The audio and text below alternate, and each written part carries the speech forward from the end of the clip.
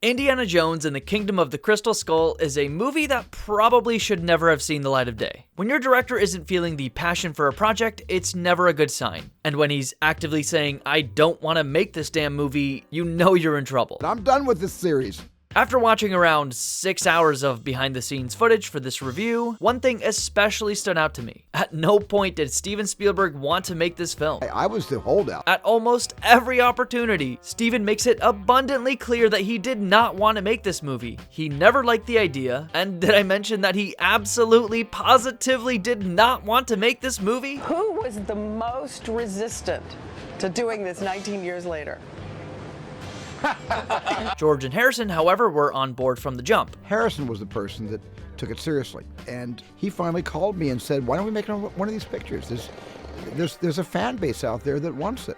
George probably wanted to do it because he'd get to slap his name on it as an executive producer and make an unthinkable amount of money for doing almost nothing. What he meant to say was that he can't quite remember, but the new DVDs are coming out this week. You can get them in a 3-pack and review them all. Harrison wanted to do it because he just really likes the character of Indiana Jones and enjoys the process of making these films. I was happy to do another Indiana Jones film just because they're so much damn fun. But why did Spielberg make this film? At no point, as far as I can recall, does he clearly articulate why he ended up making this film. And my attitude was always, "Oh, I've moved on and you've moved on, and I'm making these historical dramas and that sort of thing." Holy shit, Steven, we get it. You can't go 5 minutes in these special features and not hear him say how much he didn't want to make this fucking film. When I was done with Indiana Jones and the Last Crusade, there was a reason that I invented the shot of Harrison riding a horse into the sunset, because I thought that brought the curtain down on the trilogy, and then we were all going to move on and mature into other aspects of filmmaking, and I never thought I would ever see Indiana Jones again. You get the picture that George and Harrison just sort of wore him down. And I have to give the credit to Harrison for starting the ball rolling, and then for George in working on me to get me to consider the possibility of more stories, or at least one more story. It's stated several times that Steven didn't like the idea of doing another Alien film. George Lucas had this idea for Indiana Jones, and it was basically, "Hey, let's do aliens." And I said, "George, I don't want to do aliens. I've done 2 alien movies." At the time, I had done E.T. and Close Encounters of the Third Kind, not in that order, but I had done both of those pictures. And I didn't want to do any more aliens. That was it. But I honestly don't buy that as his excuse. Independence Day came out, which was a smash. And I said to George, "Come on, we can't do aliens, especially since Roland has done his alien picture." I think that was his polite way of saying he didn't feel connected to the material anymore. And I resisted, but I also never thought I'd be making Indiana Jones 4. So I guess I kind of humored George by going along with it, thinking, well, I'll never wind up directing this movie, though. I'll wind up producing it with George and somebody else. We'll get some young kid to come in and do this. The proof is in the pudding, y'all, because not long after telling Lucas in the 90s that he didn't want to do another Alien film as an excuse to not make this movie, he made War of the Worlds, an Alien movie. It's not like Steven was saying, "I don't like the aliens thing, give me a different idea and maybe I'll shoot it." He was saying, repeatedly, "I'm done. I'm done with this series. It was great. Let's walk away." To prove to George that I had fulfilled my moral contract, I designed a shot where Harrison rode off into the sunset, and that's a classic Western sign-off. And I thought that was the end. So here you are saying, "I'm back." I'm glad to be back. And, like with a lot of really bad things that have happened, this came down to a final George Lucas idea. He tells Steven, "Alright, you don't want to do aliens? Well, guess what, bitch? Now they're interdimensional beings, not aliens. So now you can't say no. Because they're not aliens. They're interdimensional."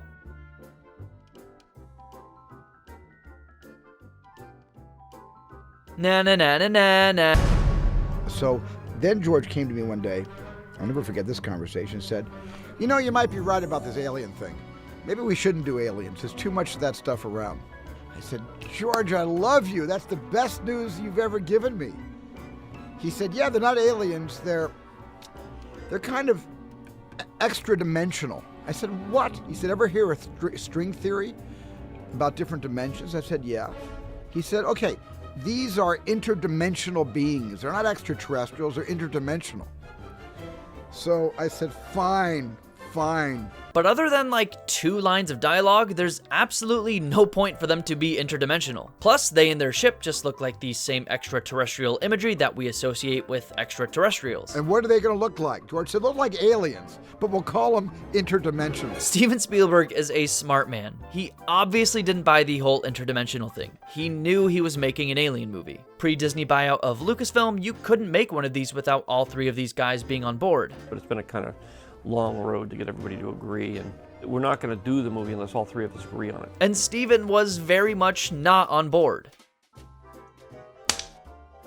Let's get into the film's issues. Issue number 1, the script. Obviously, a lot of the issues with this film stem from the ideas and the script. Who do we have to blame? It's really hard to say. Obviously, we have George Lucas with a lot of the weird ideas, but this is a script that got passed around more than insert offensive joke here. The first pass of the script was written by Jeb Stewart, co-writer of Die Hard and The Fugitive. Then it got handed to M. Night Shyamalan in 2002, who left the project, stating that it was hard to get George, Steven, and Harrison to focus. Then it got passed to, let's see, holy shit, Frank Darabont? Wow, that would have been awesome. What happened to that version? Let's see, apparently Spielberg loved the script, but, George Lucas had issues with it and took over writing duties himself? No. Keep George Lucas away from the script! I have beautiful, pristine yellow tablets, ready to go. Nice fresh blocks of pencils. I'm all set. All I need is an idea. No! Sorry, Frank. I'll take over the script from here on out. No! Come on, Steven. I got the script for you right here. It's great. Oh god, no! It eventually reached the hands of David Koepp, who wrote or co-wrote such classics as Jurassic Park and 2002's Spider-Man, but also some stinkers like Jurassic Park 2 and the Tom Cruise Mummy film. Overall, it's a halfway functional script, I guess, but around halfway through, it starts to unravel like a cheap sweater. Oh, shit. I'm not someone who has issues following along with a complex movie, but at a certain point in here I either got bored or felt lost for some other reason. One major issue is that our villain's motivations are about as clear as a mud pie. At first she's saying she wants these skulls because Josip Jugashvili, a fellow Georgian, perhaps better known as Joseph Stalin, was interested in psychic warfare, but later on she's like trying to get infinite knowledge from the aliens or something. It's also a little vague and confusing as to what these skulls do and how they work. She mentions that there might be thousands of skulls, There may be hundreds of skulls at Akator. but what did the Ruskies literally plan to do with them? They had to strap Indy to a chair to make him look at the skull, which did something? But you can't do that to all of America, right? I don't know. Everything about the villains' motivations and their intentions with these skulls felt vague. Issue number 2. They made an Indiana Jones film. One of the biggest issues with this Indiana Jones film is that they inexplicably decided to make an Indiana Jones film. What the fuck do I mean, you ask? Well, I hate to be ageist or whatever, but the character doesn't work as written when he's 175 years old. Damn, I thought that was closer. So one of the things that struck me, though, as a concern was, will the audience accept Harrison because is he too old to play Indiana Jones? Yeah, sure, let's bring back a beloved character and make him almost as old as the pyramid he's exploring. Outside of a couple moments or lines, the film treats this Indy no different than his younger self, and that's somewhat of a problem. It's like they forgot that time is a thing that exists. Once the production began, it was like I had just finished the last film 3 years ago, and we were typically on to the 4th adventure. It was like no time had passed at all. Harrison Ford is a great actor, but he's not immortal. You can't just ignore the fact that he's now eligible for senior discounts and expect the audience to buy him as the same old Indiana Jones. A 58-year-old Indiana Jones, played by a 65-year-old Harrison Ford, doesn't really work in an Indiana Jones film. His character basically skips no beats. No line about him being out of the game for 10 or 15 years, no wistful musings about the good old days, no line about pulling him back for one last adventure. Nope. Pretty much just straight up Indiana Jones as usual. We as the audience are asked to accept that this Indy is exactly the same Indy as the previous films. He still teaches at the same college and occasionally goes on these incredible adventures on the reg. You know, all the traditions of Indiana Jones are back again. I wasn't trying to reinvent the wheel here. I wasn't trying to make this movie bigger or better. I wanted this to be a blood relative to the other 3 Raiders pictures. In a 2008 Fox News interview, George Lucas even says, "This is Indiana Jones just as you remember him." Steven stayed on film for the entire process. In other words, we did not shoot digitally, and we did not edit digitally. We edited on film, which is very unusual today. This really stood out to me. The truth is, he really should have taken a Sean Connery role in this film, with Mutt or some other character taking his place. I wish it didn't take them a decade and a half to finish the script. 15 years of development, and this was the best they could do? I think a 90s indie would have been awesome. Mid to late 40s indie. Grizzled, incredibly seasoned, gray in his beard, maybe out of the game for a few years, and brought back for one last adventure. Kinda like what this movie should have been, only involving an indie who you could buy being in these sorts of action scenes. When we first began talking about making one of these pictures, Harrison was in his mid-50s. Something that pushed this past his prime indie to his mental and physical limits. Something that this film doesn't even really do. Older, but not like embarrassingly old, you know? What are you, like 80? It's a shame we never got that 90s indie. Ah well. George probably would have done something embarrassing like have had Indy use a saxophone to dump a bunch of snow on some villains. Oh wait, that actually happened. Yeah, Harrison Ford actually reprised his role as Indiana Jones in 1994 for an episode of The Young Indiana Jones Chronicles. He doesn't do a whole lot, but it's the closest we're gonna get to what I described. At least until deepfakes and AI take over the world. Hi viewer 5 years from now. How are things now that AI and deepfakes have taken over the world? By the time Indy's 58, you're really pushing it. And casting Harrison at 65 is a bit of a blunder. With makeup, he does look pretty good most of the time, and I think he gives a great, believable performance. Oxnard 40 on his grave. His drawing scratched into the floor. Is the cemetery where he's buried. But you just can't shake the feeling that he feels out of place in the material at this point. But here he is.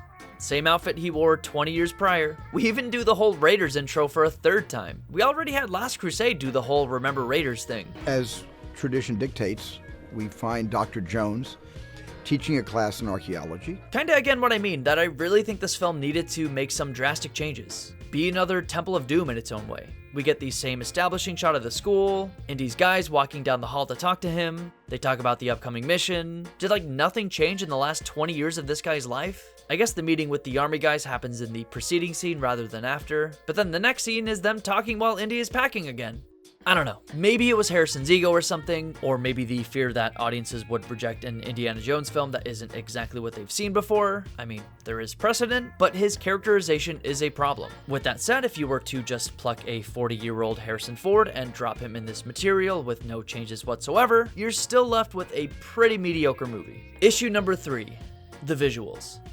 If you're looking for a movie that's the equivalent of a 5-course banquet for your eyes, Crystal Skull ain't it. 2008 is now a pretty long time ago, and CGI has come a long way. But the visuals were about as convincing as a toupee in a hurricane back then as well. Obviously the jungle chase, these monkeys, all that stuff that has been discussed to death before definitely stands out and absolutely does not hold up. But there's a lot of subtlety in how bad this movie sometimes looks too. Like, remember when I complained about the Area 51 map painting at the end of Raiders sticking out like a sore thumb? I almost feel like it's better than the all CGI version we get in Crystal Skull. With that said, while there are places where the CGI is obvious, or worse, bad and distracting, there are places where it's utilized properly. I don't mind it for something like this. Like, you just can't create a shot like this without it. Sure, pre-CG you could do some camera or editing trickery to make it look like they're driving near a cliff, but a shot like this specifically with the vehicles moving at those speeds wouldn't really be possible or practical. I also literally felt physically nauseous watching the film due to its lighting. Janusz Kaminski, Spielberg's go-to DP collaborator since Schindler's List, likes to make everything glow for some reason, like a fucking Christmas tree in April. I don't even know what that means, but what I do know is that I genuinely found it distracting in this film. Like, look at this shit, dude. I get that he's old, but does this movie already take place in heaven? And that Janusz Kaminski lighting, everything's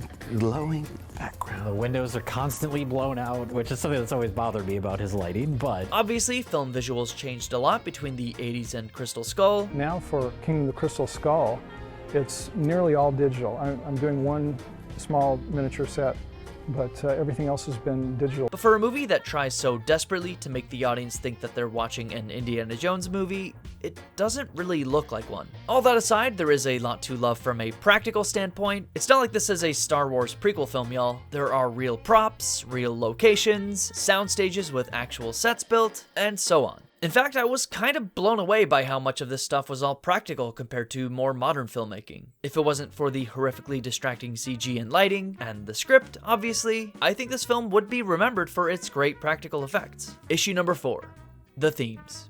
No, not the John Williams score, the auditory equivalent of a hug from a beloved grandparent that I can't really discuss because of YouTube copyright nonsense, but the thematic elements. The themes in Crystal Skull are messy and not particularly interesting. For instance, the movie is set in the Cold War, so we gotta do a Cold War thing, I guess, right? But Dr. Strangelove, this is not. More like Dr. What the hell were they thinking? But the government has begun an investigation into Indiana Jones's loyalty in this very paranoid period of McCarthyism. First off, is the film anti-communist, anti-capitalist, both? I honestly could barely tell half the time. It's like, in one breath, it has Soviets getting literally hit in the face by anti-communist protest signs. Then it has Mac, a gigantic asshole who betrays our main character, declare himself a capitalist. Well, what can I say, Jonesy? I'm a capitalist. It's just about money, isn't it? Oh, only money. A gigantic pile of money. We're not just doing this for money. We're doing it for a shitload of money. Whose greed, the very lifeblood of capitalism, is ultimately his undoing. But then Indy goes, I like Ike. Referring to the campaign slogan of President Dwight D. Ike Eisenhower, a staunch anti-communist, just to muddy the waters further. Not everyone in the army's a commie, and certainly not Indy. It's like trying to decipher a political compass made by a team of caffeinated squirrels. It's also stated that Indy spied on the Soviets. After all those years we spent spying on the Reds. But then you've got these asshole suits accusing Indy of being a communist spy. But frankly, your association with George McHale makes all your activities suspicious, including those during the war. This scene feels like a pretty clear criticism of McCarthyism, but then you have this guy defiantly declaring that Indy is not indeed a communist spy. Do you have any idea how many medals this son of a bitch won? Great many, I'm sure. But does he deserve them? Then you have not Marcus Brody complaining about the US government. I barely recognize this country anymore. The government's got us seeing communists in our soup. Then you have Spalko talking about how great collectivism is. One being physically separate, but with a collective consciousness. More powerful together than they can ever be apart. So which the fuck is it, movie? Pro-capitalism? Anti-communism? Vice versa? Both? Neither? If not, then why bother including any of this? It's all so muddy and vague, but it feels like there's a clear intent to say something, but what that something is not clear. There's also a theme about, like, knowledge or something, which could have been cool, but it's also handled about as deftly as a toddler handles scissors. Spalko apparently wanted knowledge, though that's barely mentioned. Tell me everything you know. I want to know everything. I want to know. I want to know. I want to know. Tell me. I'm ready. I want to know. The aliens came here and taught us farming. Someone came, taught the Yuga. Farming, irrigation. Putting the film's intellectual fortitude at the level of the History Channel's Ancient Aliens program. There's almost something cool here. Despite Spalko's apparent thirst for knowledge, she repeatedly shows that she's not worthy of it. She states, perhaps almost disappointedly, the skull does not speak to everyone, it seems. And she shows very little respect for Indy's archaeological findings in the film's intro. The aliens also apparently hoarded artifacts from around the world. Collectors. With Indy going as far to actually call them archaeologists. Archaeologists. Again, this could have been neat, I guess, but like with everything else in the film, it's muddy, underdeveloped, and leaves you wanting more. I guess it would have been nice to care about any of these characters. Marion gets a pass, we kinda know her, I guess. Indy we like, but John Hurt's character? The script doesn't give us any reason to give two shits about him. May as well not even have been in the movie. Spalko? The script doesn't do a great job of making you really dislike her. I get it. The Cold War was a little more complex than World War II in terms of who the good guys and bad guys were. The Nazis wanted world domination because they're evil and racist and wanted to subjugate people. The closest we get in this film is Spalko saying she wants to use these skulls to indoctrinate Americans, I guess. More Cold War era commentary. We will change you, Dr. Jones. All of you, from the inside. We will turn you into us. but the film doesn't do enough to really make us feel like the Soviets were truly the bad guys. The Red Menace, as it used to be known in America, and the threat of nuclear annihilation, nuclear intimidation, that was something that was in the headlines every single day.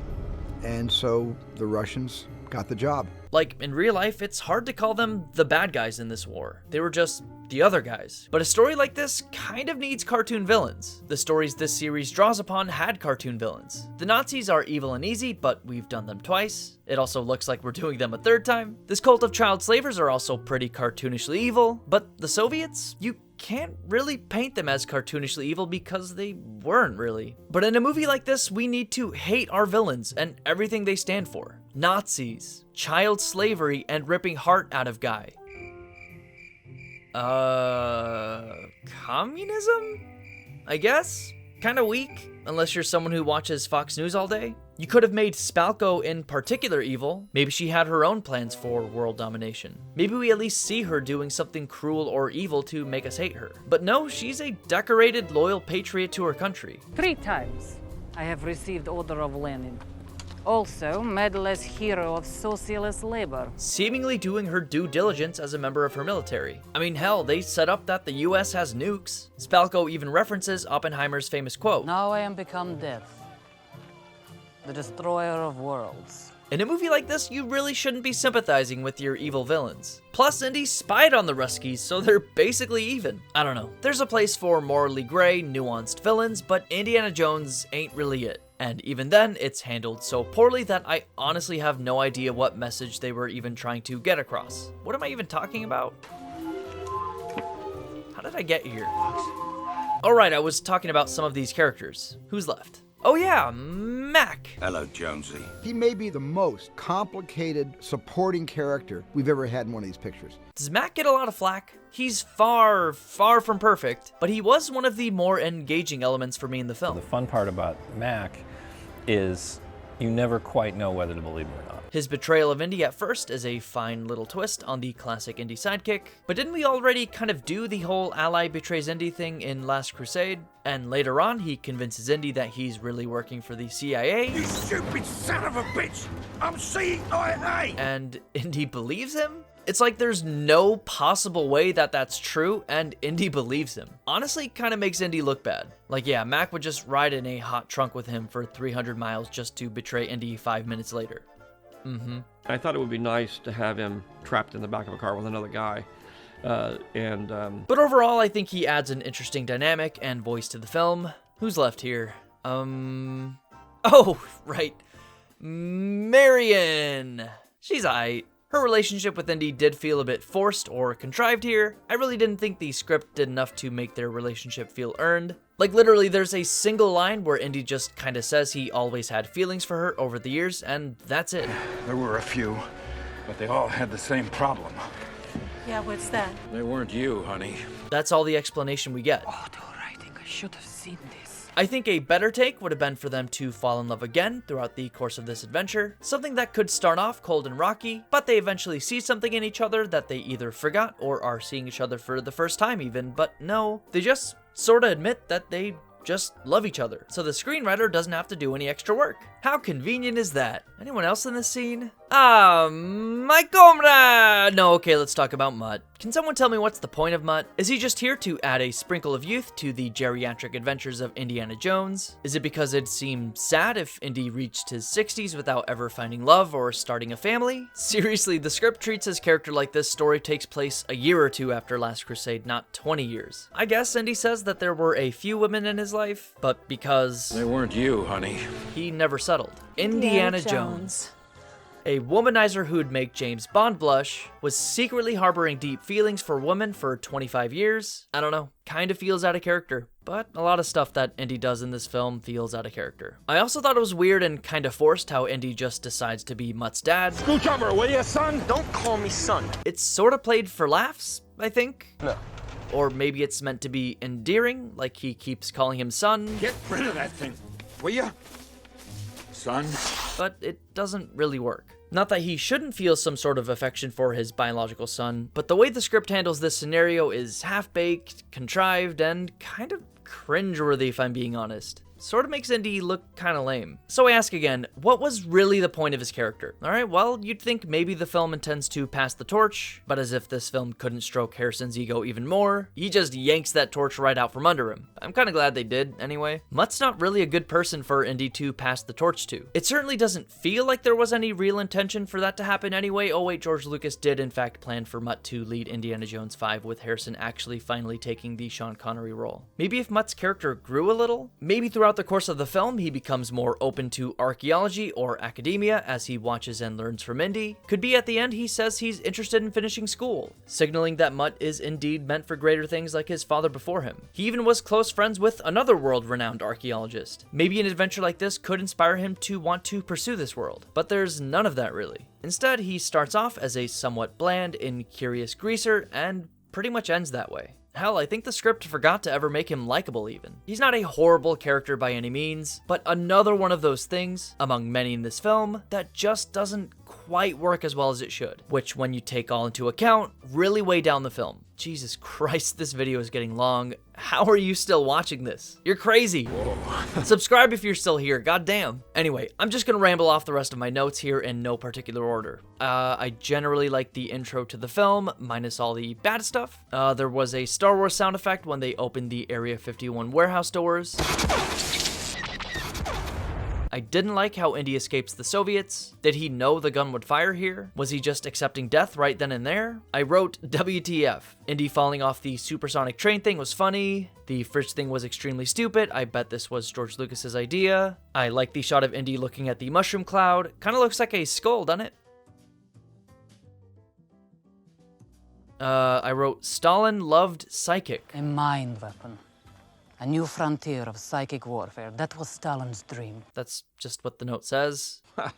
How TF does Mutt know to find Indy on the train? Why is his name Mutt? I don't even know why I wrote that note. I think the film explains it. Name's Mutt. Mutt Williams. Mutt? Yeah. What kind of name is that? It's the one I picked. You got a problem with it? Take it easy. Mutt calls out Indy for being a grave robber. Like you're some type of... Like a grave robber or something. Though Harrison beat him to the punch 30 years prior. Indiana Jones is an archaeologist.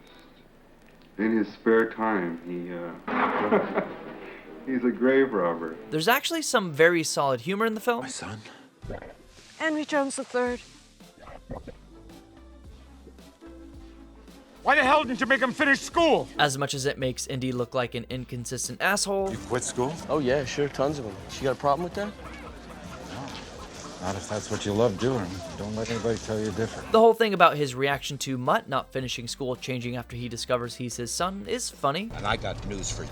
You're gonna go back and finish school. Really? What happened if there's not a damn thing wrong with it, kid, and don't let anybody else tell you any different? You don't remember saying that? I thought the student asking Indy a question in the middle of their action scene was charming and fun. Excuse me, Dr. Jones. Yes? I just had a question on Hargrove's normative culture model. I almost wonder if this is sort of unsurprising to his pupils at this point. Hold on, that guy looks kind of familiar. Chet Hanks? Wait, like the Chet Hanks? The student whose chair we was crashing into was Tom Hanks' son, so it was like, no pressure, look after him, so, but it was all good. Bizarre miscreant son of Tom Hanks? That boy Chetana, coming straight from the Golden Globes, you want to White boy summer Chet Hanks? Bad gal, white dandada. Rude boy, it's a white boy summer. White boy summer is love. That's really what white boy summer is all about. Just shining a light on interracial relations. Huh. Ain't that something? Anyway, I go so far up to when they find Oxley's cell, it's mostly good. Yeah, I'll briefly touch on that, I guess. I actually was mostly engaged up to this point in the film's runtime. The intro, the stuff at the college, the first 40 minutes or so are pretty solid and watchable, outside of a few dumb things and the kernels of some bad stuff to come. I write aliens in Indiana Jones is fucking weird and awful, doesn't fit whatsoever, yeah, they really don't. Mixing sci-fi and fantasy is tricky. There's a reason you don't see it much. Lucas said he wanted this film to be like a B-movie, as a sort of logical progression from the earlier films evoking 30s adventure serials. It was the idea of taking the genre from the 1930s serials, action-adventure serials, to the B science fiction movies of the 50s, in the early 50s. But it's not really a B movie in any way, outside of the presence of aliens. Oh, I'm sorry, I mean interdimensional beings. I wrote, why would that dart kill that guy? I don't know. Maybe it hit his brainstem? I don't know. I wrote, I don't think part-time is as bad as people say. You're a teacher? And he says, Part-time. You're a teacher? Part-time. Don't really feel like expanding on that. You're a teacher. Part-time.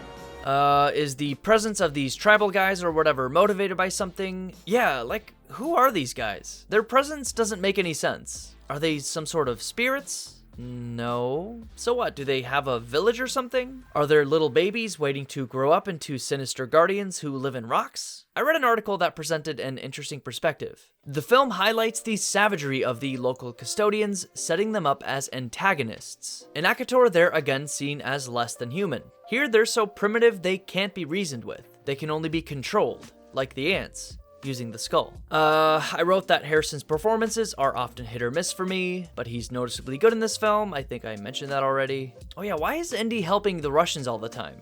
That stood out to me as off. It's like the script didn't really realize what was going on in these scenes, but it needed to move the plot forward. Well, you know me.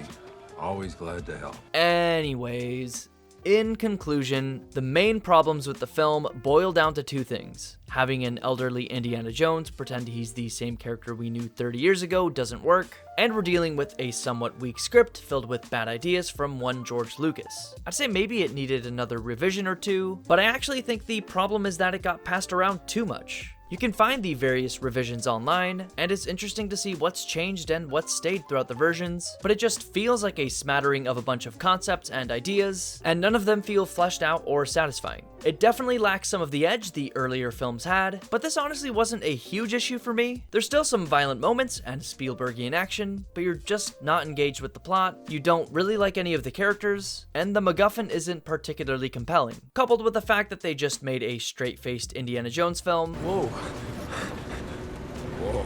when they probably shouldn't have at that point in time, it all cascades into a product that just doesn't work. Despite how harsh I was, the film isn't unwatchable or anything. Spielberg's a great director, but with a script this rough, it's somewhat of a polished turd. What are your thoughts? Let me know in the comments, and be sure to subscribe if you enjoyed the video. Thanks for watching.